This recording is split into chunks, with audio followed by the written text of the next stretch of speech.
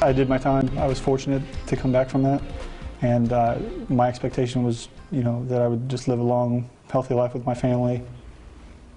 Right now at 6, thousands of American soldiers have died fighting in wars overseas, but many more get home safe only to get sick when they return. Now that's a story getting a lot of national attention, and our I-Team has been looking into it for months now. Some doctors say burn pits full of toxic chemicals are causing our men and women in uniform to develop cancer. The I-Team's David Charnes here now with one veteran story. David? Denise, imagine being deployed to Afghanistan and survive, only to come home and then develop life-threatening cancer. It happened to one Henderson veteran who's bravely served his country twice, but is now fighting a whole different kind of battle. Your concern is obviously the needs of the mission, and less so that you're thinking about those after effects. Matthew Wetnall has made a lot of sacrifices for our country. I missed my first son being born. He enlisted at 26, serving 8 years in active duty, getting married, and joining the reserves. I wanted to do something, contribute, or, I wanted to kind of be a part and have a story for my kids. Those stories to share with Trevor and Liam include 2 tours in Afghanistan, a year as a Ford observer, and then a year in combat, even surviving an IED blast. It gave me the maturity and the perspective I needed in life to kind of set myself where I want to be and what I want to do with my family. But it also may have given him cancer. The evidence suggests that it's probably my time in the service. In March, years of relentless headaches for this non-smoker proved too much. I've lived in quite a bit of pain for probably a little over 10 years. These scans show what doctors found: a golf ball-sized mass on the back of his brain, another on his lung. And he believes it started overseas, not from any violence, but from the air. I certainly would never have expected or hoped for this. Wetnall says the safest and most efficient way to get rid of trash at war is in a burn pit. But those burning batteries, mortar rounds, jet fuel, even human waste give off toxic fumes.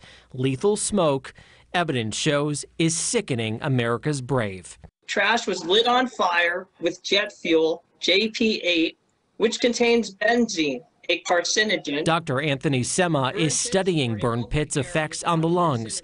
He testified before Congress about it earlier this year. It should not be a controversial issue. It is perhaps because it is a financial issue. Sema is one of few doctors who will go on the record putting burn pits and cancer together, and he has good reason.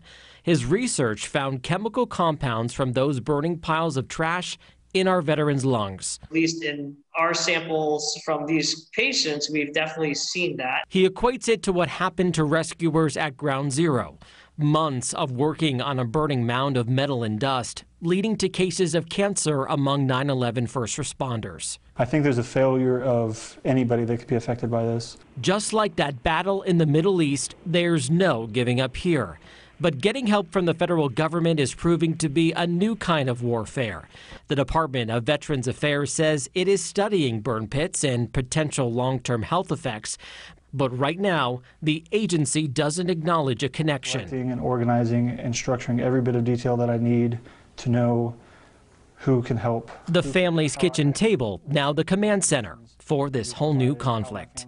My priority is longevity. I want to be here for my family, and we have plans, and I have a life that I want to be a part of. Now, the VA did not respond to our request for an interview for this story. They didn't answer me at all. The department does have a registry for service members to join if they think they were exposed to these toxins in those burn pits, but says in a handout, quote, many health conditions related to these hazards are temporary and should disappear after the exposure ends. Now, no doctor has yet to say Wetnall's cancer is definitely connected to the burn pits, but he and so many others are fighting for that acknowledgement. I'm David Charnes, 8 News Now.